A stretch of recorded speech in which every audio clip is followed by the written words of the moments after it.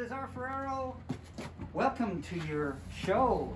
And the title of the show is Resilience? No, remember, we are going to call this show, the entire show, we're calling it The Three Worlds. Three Worlds. And we're showing in this moment two worlds, and the third world is going to be in a virtual exhibition. So it has two components in this moment. One is, let's come in. Yeah. Let's go in and see. I'm excited. Okay, so we start here with the first series, the first world. Yeah. And this came from... This will be the world above. The world above. The other one that we will see later is the world under. Underneath, okay. Yeah. Yeah. So the world above, it was inspired during the whole time of the COVID. Yeah. Yeah. But no matter what, the vision and the idea has to be positive. We know that the COVID took us by surprise, basically, I feel. But the idea is like nature always finds the way to come out, to climb and survive. Nature, joy, happiness. Yeah, it's you can see the sort of hovering of this kind of the bat of pandemic or For something. me, it was like a fairy creature, but like this fear that we had at the beginning of the COVID, that we didn't know what it was going to happen. I made these pieces really in the first lockdown when we had no idea what it was happening. Yeah.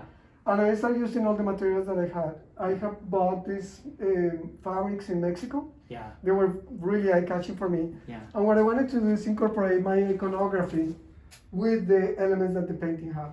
And some of the colors that were red already in the material, I will bring them up in the painting that was. Yeah. So the two palettes are sort of coming Kind of together. they're speaking together. Yeah. So this is the major piece here. Now, this piece, you said we can hang it either square. Yeah, I like it like on this the a lot diamonds. because it makes me feel almost like I'm seeing it from above. Yeah. And it's during the COVID, it's like we spend so much time inside. And it was like, for me, it's like these two people are sitting on a table playing a game. Yeah. And the cards for playing this game is nature. It's the cards. It's really a show about what we've been through in a lot of ways, isn't it? It's a show about, us and getting to this stage. Also, But I want to say something. I like this painting particularly. I call it box in my head. Because when we were in the corridor, we didn't even know what this thing was. Yeah. It's like we had like these things going on in our head, like what it is that we're having, what is that we're doing. Let's keep going because what I'd love people to know, and I hope you guys are still with us, is how major this series is. It's just so much work by the artist. And Cesar is a well-known artist from Kirkland Lake area. And you're a member of you're pretty much the founding member of the Contemporary Art Committee. I created the Contemporary Art Committee in Kirkland Lake. Yeah. So really, just a beautiful, beautiful work. A lot of Cesar's work will have these kind of fairy creatures in it. And you say it isn't surrealism. It's not. No, I like the word fantasy. Fantasy. Yeah. Fantasy. Yeah. Because fantasy really comes from the idea of for me, it's in relation to the carnivals. Yeah.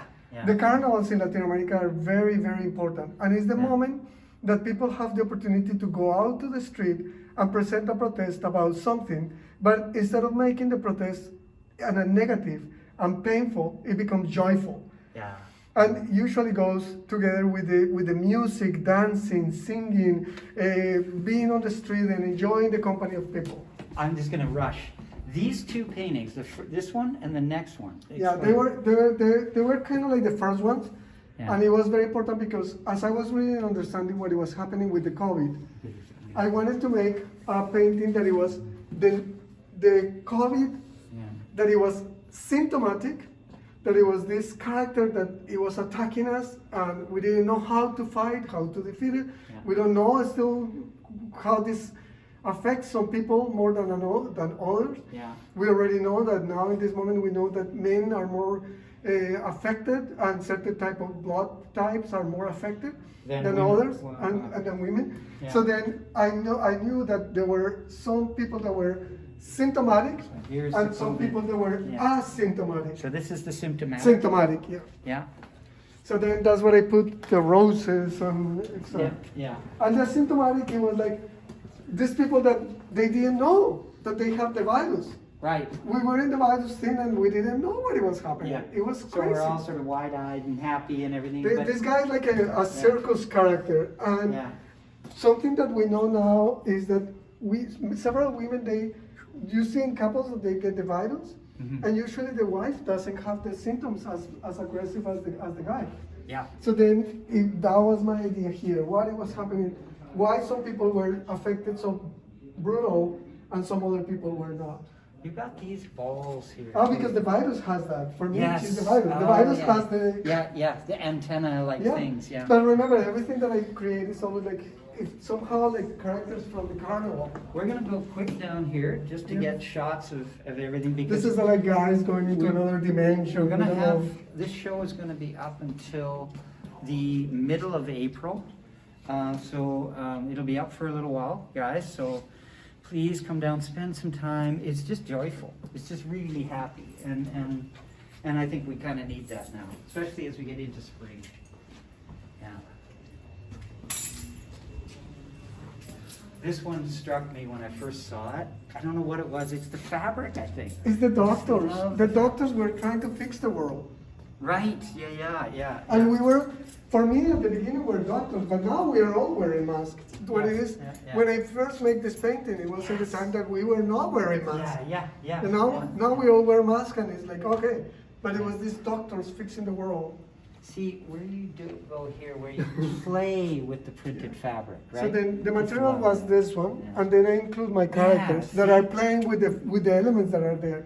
Yeah, it's And it was kind of like the trick is like to make it look like it is, they are part of the fabric. It's not, Yeah. And it works perfectly. Let's quickly go now to part two, and you'll explain what part two is, okay? Yep. It's like, part two is called Resilience. yep. And what?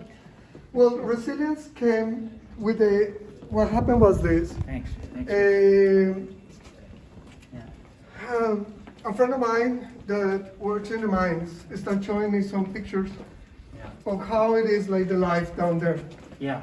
And during the COVID, we were locked down. We are still locked down. We just came out of the second lockdown. Uh-huh. And what we were having was this situation of having these two worlds. Like the world that we were living, and I was seeing that they were still working inside the mine, deep inside of the ground. So then I started thinking, what is that is happening down there with all these fluids and water and everything that they need to use to carve? Yeah. And I started thinking that these elements that I start making and painting could be things that are really deep The underground, unseen. The or unseen. Yeah. or deep in underwater, Yeah. or when I- you are inside of the mine. I'm sort of reminded of James Cameron and his, photographs of the deepest Marianas Trench, right? Mhm. And the creatures and figures from that, right? Yep. That I've seen Yep. before. But married with something else. Yeah, could be deep on the ocean or out of space. Yes, The exactly. universe. Yeah. I don't know, Yeah. things that we don't know. Yeah. Something that I love always is I love the jellyfish, the Yeah. medusas.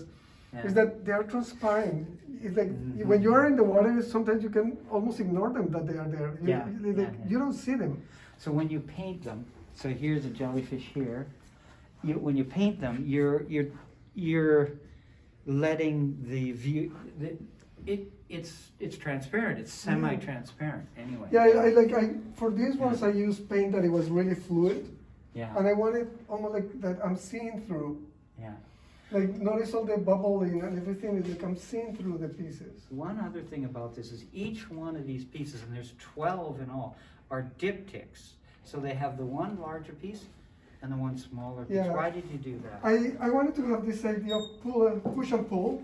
Right. Like Yeah. it makes me feel like I'm seeing something when you have a small piece is that it forces you to go inside Yeah. and Yeah. get closer. Yeah. But I cannot see this one like this and it makes me go back and This one see that. because it doesn't. So this idea of the diptych makes me play with the space too. Yeah. Like getting close and going far away. Yeah. Let's take a look at a few more. And again, this show is going to be up for a while, so hopefully people will come by. This is amazing. I love this. I actually see a cuttlefish in here. Yeah, like something. For me, it was also a lot about fertility. Yeah. like you see this object, it really looks like a sperm. Yes. It's like Yeah. a seed that is trying to go through. Yeah. And resilience for me is that idea, you know, like Yeah. we grab from anything that we have to survive Yeah. and come out victorious. Yeah. So even though the background and the paintings are black, I think the message is really optimistic and uplifting and, Yeah. and hopeful. It's color and it's imagination. It's mystical to me. So I think I was saying that it's kind of a marriage of the scientific and the mystical. Yeah, That's what agree I with that. see in it. Yeah, I agree with that. Yeah. Yeah. This one here is interesting. Anyway, we should wrap it up. Cesar. We're being politically Mucho correct. gusto, mi socio. El socio.